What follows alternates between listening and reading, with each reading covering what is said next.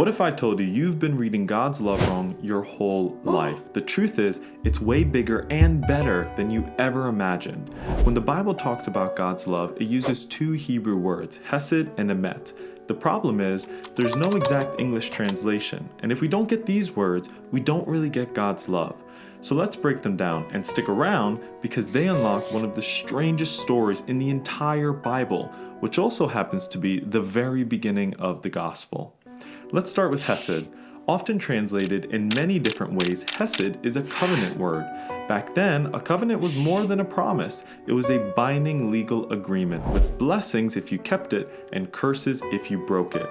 We'll come back to what covenants have to do with God's love in a second, but for now, let's look at emet. Emet can be translated as faithfulness, but it literally means truth. It's tied to the word amen, meaning something you can trust. So when we put these two words together, we're saying God is faithful to his covenant. But what does that really mean? And why do we translate that as love?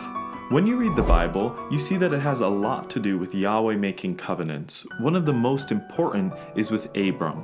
God promises to bless him, make his family into a great nation, and to bless all peoples on the earth through him. Years pass, and it seems like God hasn't kept his word, but then Yahweh turns his promise into a covenant, and what happens next is wild. God tells Abraham to cut some animals in half and spread them on the ground. In those days, this was called cutting a covenant. Both parties would walk between the pieces as a symbolic way of saying, if I break this covenant, may this happen to me, blood and death. But then the story flips. God puts Abraham in a deep sleep, and in a vision, Abraham sees Yahweh walk through the animals all by himself. It's God saying, even if you fail, I'll keep my promise, no matter the cost. If blood has to be spilled, it won't come from Abraham. It will come from Yahweh himself. He's willing to die and become like these animals just to keep his promise to bring the world back to life. This is the covenant God was willing to die to keep. This is love. And this is where Jesus comes into play. Jesus is both Yahweh in the flesh and Israel's representative. John describes him as full of grace and truth. And in Hebrew thought, what he was actually saying is that Jesus is the embodiment of hesed and emet. Jesus came to do what Abraham and Israel were supposed to do, but never could. He came to bless the world.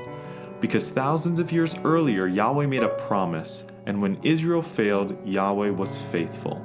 That's why the New Testament writers keep quoting from the Old. For them, the gospel doesn't start in Matthew 1, it starts at Genesis 12. And here's the part that matters for you. God's faithfulness isn't just ancient history, it's personal.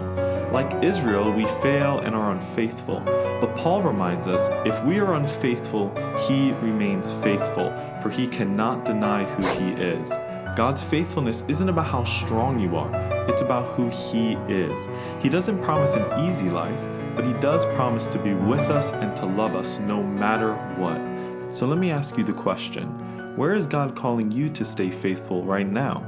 In your marriage, your family, your church, or just the small daily choices?